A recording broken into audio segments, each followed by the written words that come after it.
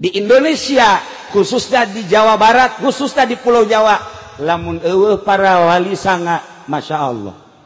Anu baheula nu ngamimitian nyeun pondok pesantren teh Sunan Rahmat, Ampel, diteruskeun ka dieu pondok pesantren ku para wali-wali Allah, teu kaluar tina kasalapanana. Kula inget bae ka almarhum Gus Dur, sakitunya na apeng-apengan hirup ke mancanagara, ke mana-mana, tetep baik ketika nyinggung tentang ilmu kewalian, cek manehanana pesantren jangan dimodernkan, nanti yang modern akan jadi mudirun.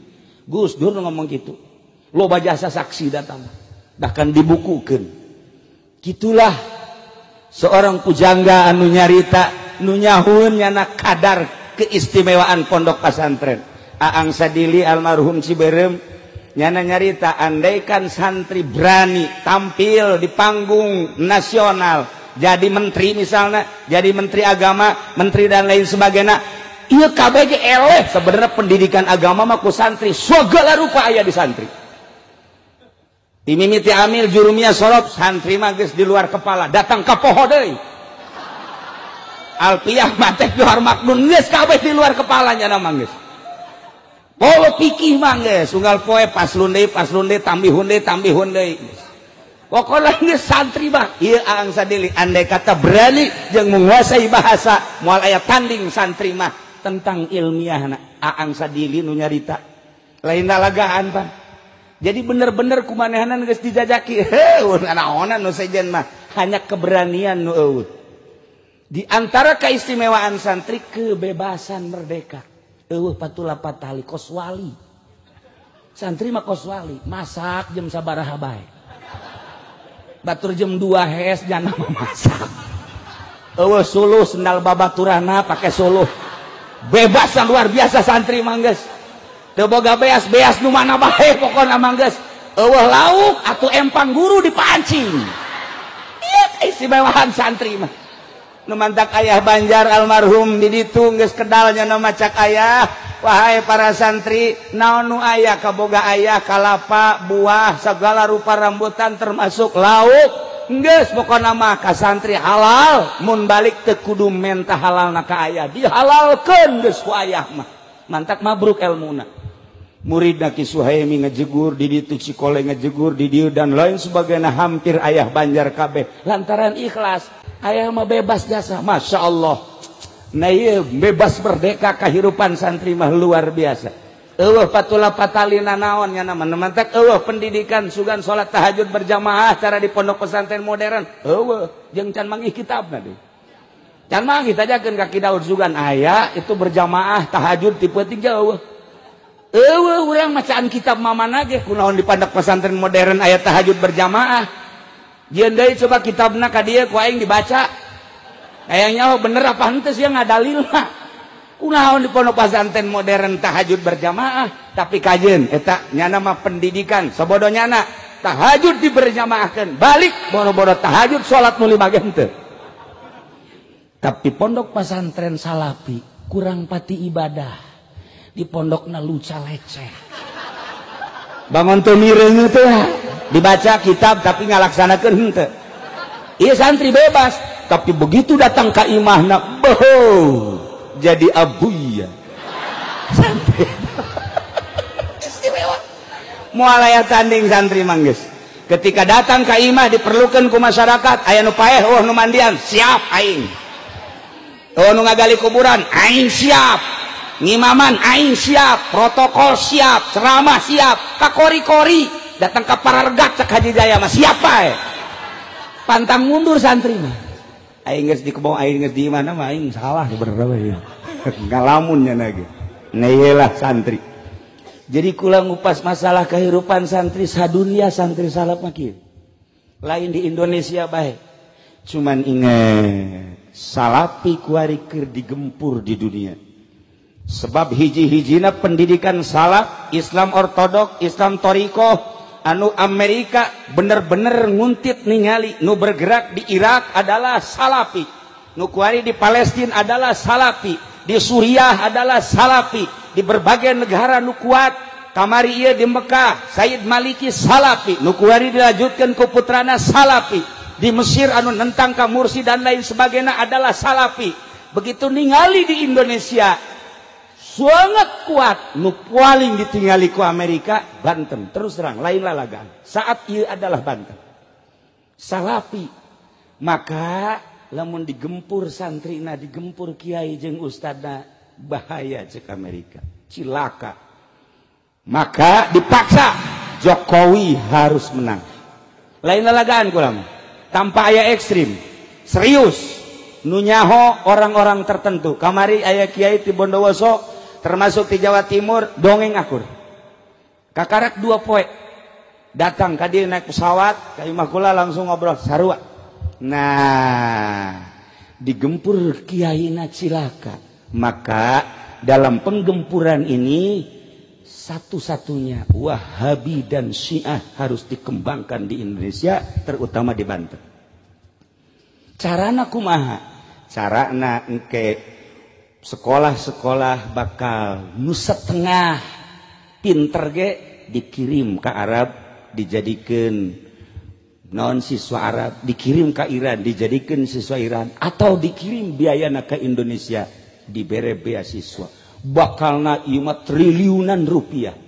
Nu turun ti Saudi Arabia jeung ti Iran bakalna triliunan rupiah melalui kedutaan Saudi Arabia jeung kedutaan Iran. Jelas ieu mah geus lain 50-60% deui 100%. Lain lalagaan untuk menggempur Salafi.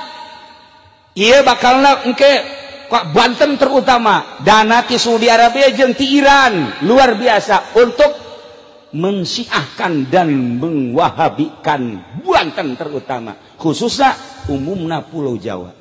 Moal kebal deui bakal urang ngadenge selenting lalaunan.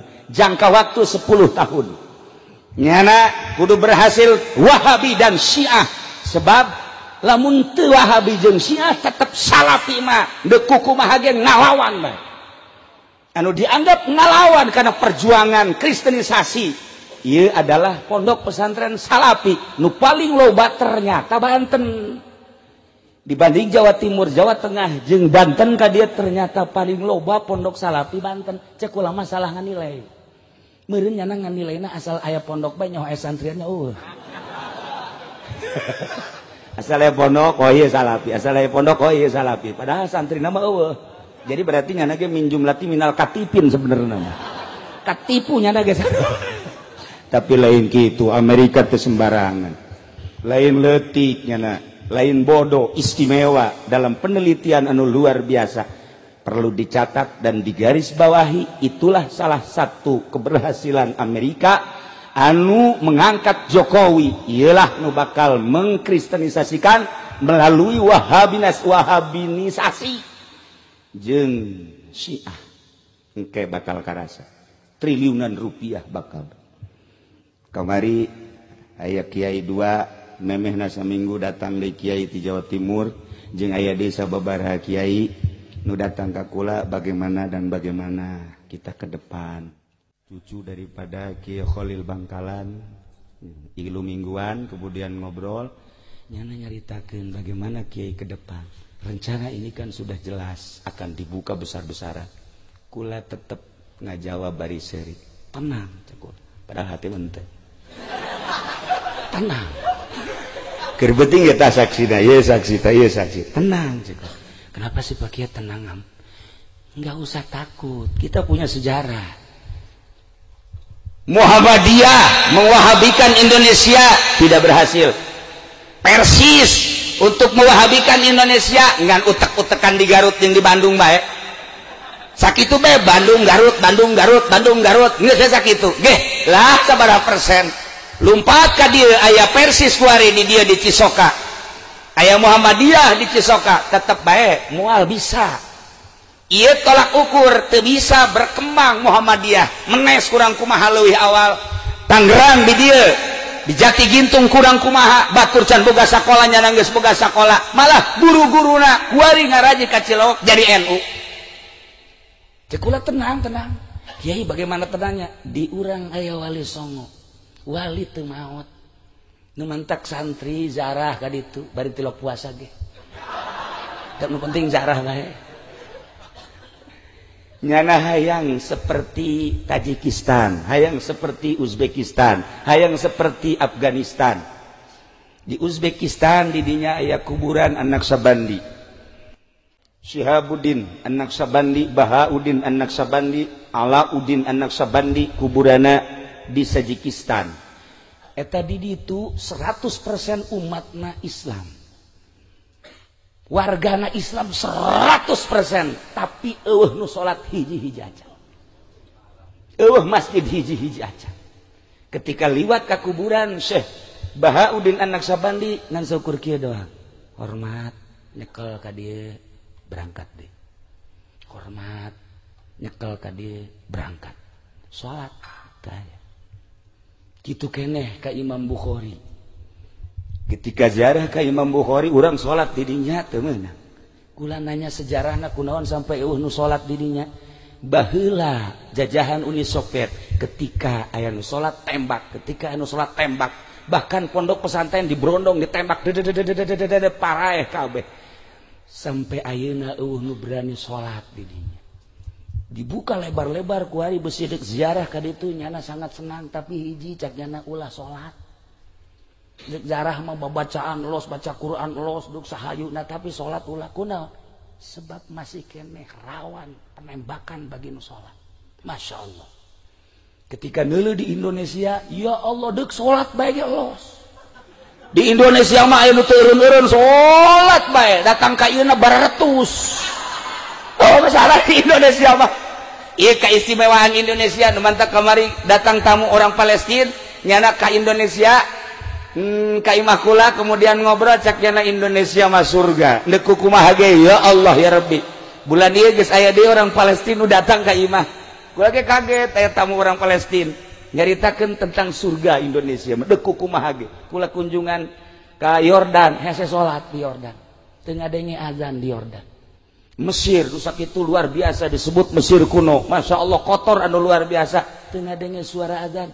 Masjid dikunci lain waktu nama. Urang dek ziarah ke kuburan Ki Bilal teu meunang, sedangkan kuburanana aya di juru masjid, masjidna dikunci. Ke dibuka zuhur, saat eta kami datang jam 8, maksudna bari ziarah bari salat duha, teu meunang cek cenah ke bae zuhur karak dibuka. Masjid aya waktu-waktuna. Di Indonesia nu nganjang balik nganjang HS di masjid. Baik, pokokna mah dicaringin di dieu santri gupakna di masjid bae. Ai salat mah teu can puguhnya lagi sarua. Nu jelas di masjid bebas. Nah iyalah para jamaah kaum muslimin wal muslimat rahimakumullah, satu perlu digarisbawahi bahwa serangan pertama ke Indonesia khususnya Pulau Jawa, khusus adalah Banten, ialah tentang Syiah jeung tentang Wahabi melalui Saudi Arabia jeung melalui Iran. Ulah kaget engke lamun Iran nyuguhkeun mubalig anu gratis, nyuguhkeun kori nu gratis, bahkan disumbang dan lain sebagainya, menyusup terus terutama melalui pendidikan formal heula selama 10 tahun melalui pendidikan SMA, kemudian ka ditu kuliah diharapkan 10 tahun geus manehanana ngabogaan kadar-kadar Syiah jeung kadar Wahabi anu memang etalah dicekel ku Amerika. Iyalah nu perlu digarisbawahi, hati-hati ieu Syiah. Tetapi kula tetap ngajawab, enggak usah bingung, di urang aya wali sanga. Wali tidak mati. Senajan kukumaha ge nyana nu bergerak. Urang lamun eueuh wali di Banten wallahu alam. Wallahu alam.